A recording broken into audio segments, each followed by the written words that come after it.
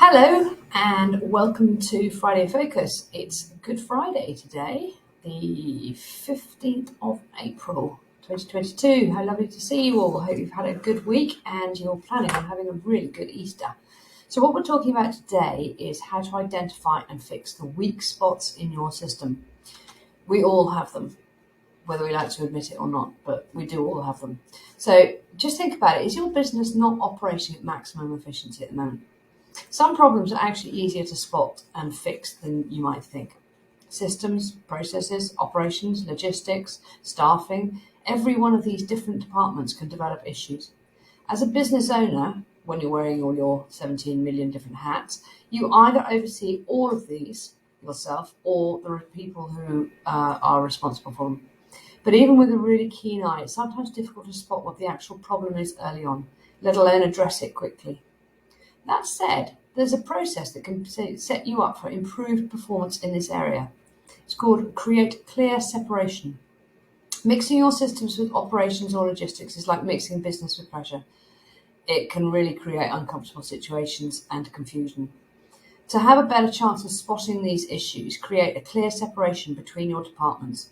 Keep in mind that some functions may often overlap. For instance, finances and sales or marketing and sales. But you'll need a clear separation between them so that you can perform departmental specific performance reviews, especially if your issue is staffing. Holding meetings with supervisors and team leaders. Once you've got a successful business, you cannot run everything on your own anymore.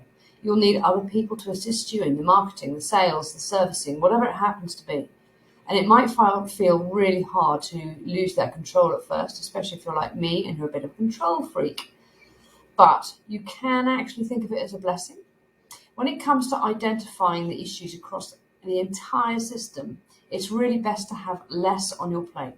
So you create an efficient system if you put someone in charge of the marketing strategy and someone else in charge of the actual sales. These people will have a really clear and different goal to work on and to focus on. When something goes wrong, then you won't have any reason to panic. Holding a meeting with elected team leaders and asking for a report and status update on the departments that they look after.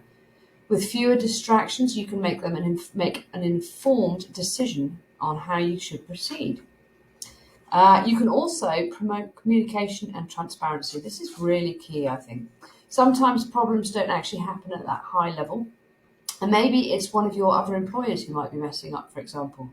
And that's why, apart from talking to team leaders and supervisors, you have to schedule time to meet with other staff members and employees too.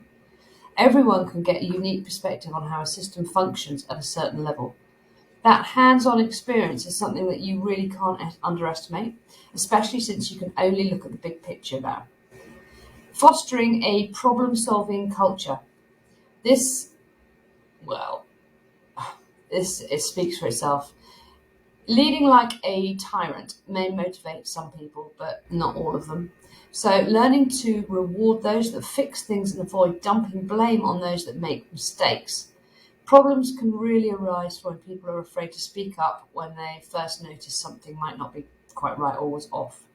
Emphasize the importance of solving the problems in-house and reward those that do. It will help you identify the shortcomings in your system much, much faster.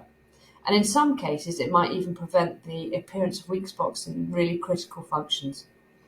Getting contributions from everyone. A business is like an engine. It's got so many different moving parts that depend on one another to make it work and make that engine run. Sometimes the smallest cog in your business can create massive problems. Thankfully, some of these problems you can prevent and others you can fix. Sometimes you need somebody outside the business to have a look and see what's going on.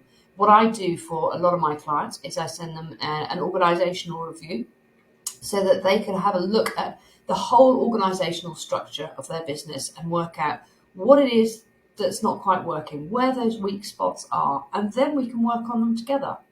It's a really, really clever way of taking the blame away from any one person, if that's possible.